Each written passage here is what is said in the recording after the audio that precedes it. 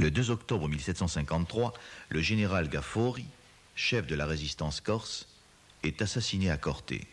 Paoli y voit un signe du destin. Pour se rapprocher de la Corse, il se fait muter à l'île d'Elbe et décide de se porter candidat à l'élection du nouveau chef. Il envoie en Corse un premier plan de gouvernement.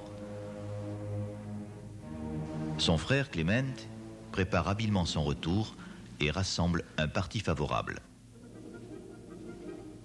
Le 16 avril 1755, Pascal Paoli, en permission pour 6 mois, débarque à l'embouchure du Golo.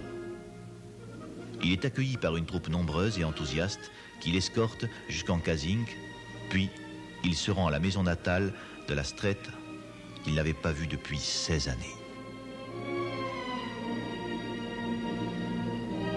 Le 13 juillet, les paolistes réunissent une consulte au couvent de Saint-Antoine de la Casabianca qui avait déjà vu l'élection de Jacinto 20 ans plus tôt. Le surlendemain, Paoli est élu chef général de la nation. Le 16 juillet, il annonce la nouvelle à son père et envoie sa démission de l'armée napolitaine. Mais son élection, obtenue auprès de seulement 16 pièves, est contestable et contestée. Rapidement, il trouve face à lui Mario Emmanuel Matre, installé dans son château fort d'Aléria et qui s'est fait lui aussi élire par ses partisans regroupés dans quelques pièves maritimes tout en négociant avec Gênes. C'est le début d'une guerre civile qui durera 18 mois. Le 27 mars 1757, Paoli, encerclé par les troupes de Matre, s'enferme avec quelques hommes dans le couvent de Bozio pour attirer Matre en personne dans le village. Des renforts nombreux arrivent juste à temps pour sauver Paoli. Le lendemain, Matre est tué. L'unification de la Corse pouvait commencer. Cette unification se heurtera à une double résistance, celle d'un parti génois et celle d'un parti français. Le parti français est organisé autour de la personne d'Antonio Colonna, seigneur de la Chinarca, ancien partisan du roi Théodore, convaincu que la Corse ne pourrait jamais être indépendante et qui, avec le retour des troupes françaises dans les villes du littoral en 1756, choisit définitivement le roi de France. Paoli devra composer avec lui jusqu'au départ des troupes françaises en 1759. Le parti génois, lui, est solidement implanté dans la Rocca, au sud de la Corse. Malgré les tentatives de Paoli de se rallier les familles importantes de cette région, un texte en faveur de Gênes sera signé en 1760 par 237 notables, dont une quinzaine de curés. Les Rocchigianes ne se tourneront vers Paoli qu'en 1763, lorsque Gênes les abandonnera. Cette unification de la Corse se fera à partir de la constitution paoline, promulguée par la consulte du 16 novembre 1755 à Corte. Le pilier principal de ce nouvel État, c'est le général, élu à Saint-Antoine de la Casabianca, avec le titre de chef militaire, économique et politique. Il est président permanent d'un conseil d'État qui est à la fois pouvoir exécutif et tribunal suprême. La consulte, sorte d'assemblée nationale, indispensable dans un État démocratique, est composée des représentants élus de toutes les communautés ou les pièves.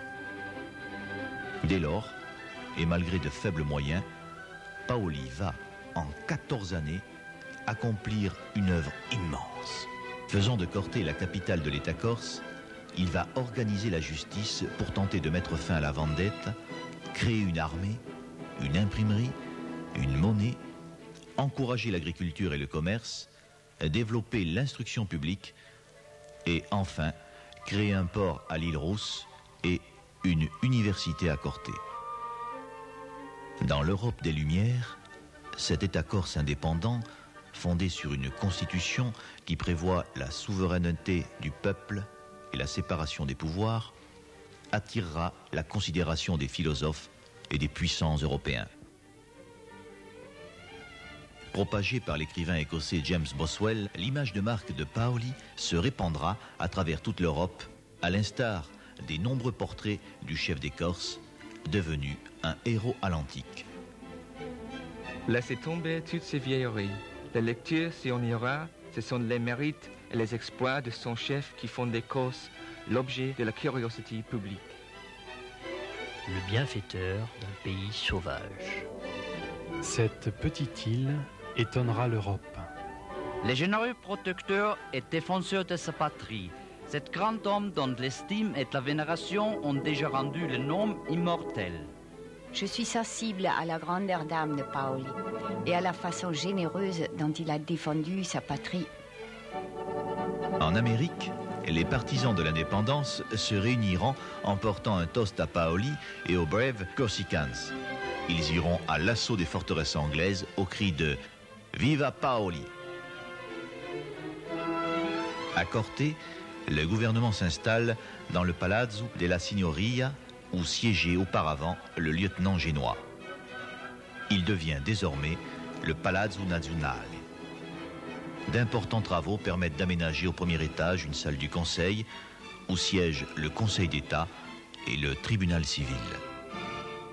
Dans la partie sud se trouve l'appartement du général. Dans la partie nord, un autre appartement permet d'accueillir les hôtes de passage ou des prisonniers de marque. C'est d'ici qu'à partir de 1761, les plus grandes décisions seront prises.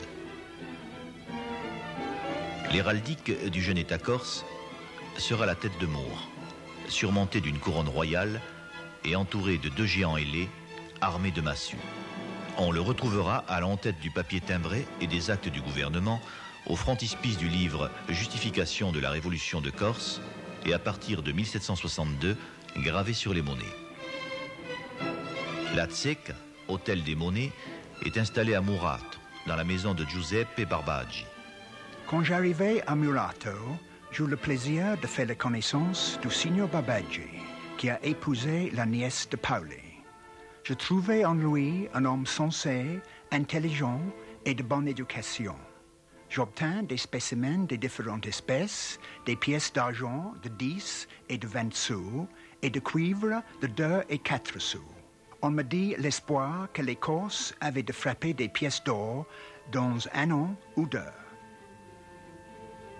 Le 3 janvier 1765 se tiendra en l'église Saint-Marcel la séance solennelle d'ouverture de l'Université de Corse. En dehors de Paoli, les pères spirituels en sont le père Mariani, originaire de Corbara, il sera le recteur de l'université, le dottore Gianettini de Corte, juriste du gouvernement, et le père Leonardo Grimaldi de Campolor, auteur de l'exhortation patriotique et religieuse à l'adresse des combattants corses. Cette université représente l'aboutissement d'une très ancienne revendication des Corses, mais aussi la manifestation du préilluminisme dans lequel a baigné l'éducation de Paoli. En effet, parmi les matières enseignées, l'éthique ne se retrouve dans aucune autre université italienne. Elle rappelle le souvenir de Genovese et manifeste l'intention de faire place à côté de la théologie morale à une science du bien et du mal éclairée par les seules lumières naturelles. Cette université vise surtout un but précis, fournir pour l'État corse des cadres ecclésiastiques, juridiques et même scientifiques. Un examen public a lieu 1 fois l'an en présence de la consulte. Une telle institution a déjà produit des effets remarquables et les encouragements constants qui donnent le général aux étudiants et aux professeurs créent entre eux toute une émulation qu'il est rare de retrouver ailleurs. À la dernière assemblée, 12 jeunes gens s'offrirent de démontrer n'importe quelle des 12 propositions extraites des 12 livres d'Euclide. Le général les tirait au sort et les distribuait aux élèves. Chacun d'eux démontra magistralement la proposition qui lui était échue. Pour assurer l'ordre public dans un premier temps, puis pour constituer une armée permanente, Paoli a créé la Truppa Pagata. Elle comprend 2 régiments de 300 hommes chacun. Volontaires servant pour 1 an, ils perçoivent une solde de 15 lire par mois. Pour un simple soldat, 30 pour un capitaine. Ils devront être disciplinés avec la plus grande exactitude. Et pour cela, instruits et gouvernés selon le règlement le plus rigoureux. 2 colonels sont nommés. Baldassari, ancien officier du régiment Royal Corse de Louis XV, et Gian Battista Buttafuoco. En cas de levée en masse, Paoli compte sur les milices populaires. Dans chaque village est élu un capitaine et dans chaque piève, le général désigne lui-même un commissaire ou capo di guerra.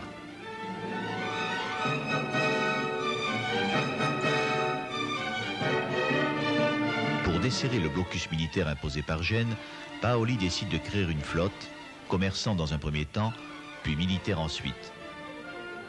Le port de Centuri sera son principal chantier naval avec celui de Farinole. Pour rendre le commerce plus avantageux, il faudrait que quelques-uns des plus riches propriétaires de la nation s'unissent en société pour acheter des bâtiments à cet effet, à l'exemple des compagnies d'Angleterre et de Hollande. Il faudrait faire comprendre à ces riches feignants que seul le commerce peut faire sortir de la misère aussi bien l'État que les particuliers. Toutes les grandes choses ont des petits débuts. L'île Rousse commencera en 1763 à entretenir des relations commerciales avec l'extérieur de la Corse. Mais il fallait d'abord prendre possession du Cap Corse. Le village de Oliano tombe aux mains des nationaux en janvier 1760, suivi de l'ensemble des tours du Cap.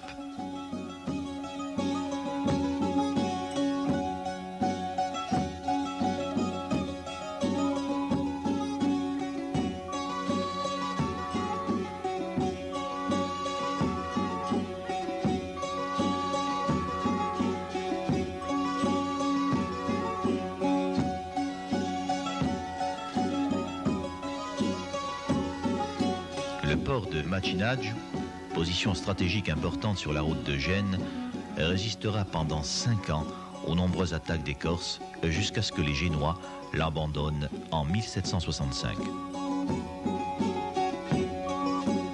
Depuis 1761, et malgré la bonne résistance des forteresses du littoral, les Génois sont de plus en plus inquiets. Du 5 juin au 19 juillet 1763, ils lancent une dernière opération militaire en Corse, le siège de Furiani, dont dépend la liaison Bastia-Saint-Florent. L'autre jour, à la 13e heure, les Génois attaquèrent notre tranchée sous Furiani. Les nôtres, ayant les fusils chargés à 3 balles, commencèrent à tirer avec une présence d'esprit qui fera éternellement honneur à la nation. Après 1 heure de combat, les ennemis lâchèrent pied. Achille Mourati, avec sa compagnie, se jeta au milieu d'eux et on fit un massacre à coups de sabre. Notre troupe Apagata ne dépassait pas le chiffre de 150 hommes, mais elle fit son devoir. Si nous avions eu du monde, l'artillerie ne serait pas retournée à Bastia.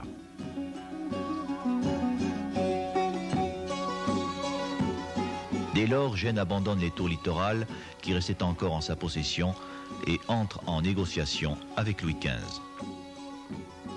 Le 14 août 1765 est rédigé le second traité de Compiègne. Sa Majesté très chrétienne fera passer en Corse un corps de ses troupes pour conserver et défendre les places dont la garde lui sera confiée avec les postes qui en dépendent. Ces places seront Bastia, Ajaccio, Calvi, l'Algajola et Saint-Florent. La plus grosse inquiétude de Paoli est alors de voir se reformer un parti français comme au temps de Maillebois et de Deveau en 1738. Or, les adversaires du gouvernement recommencent à s'agiter à l'annonce de l'arrivée prochaine des troupes royales.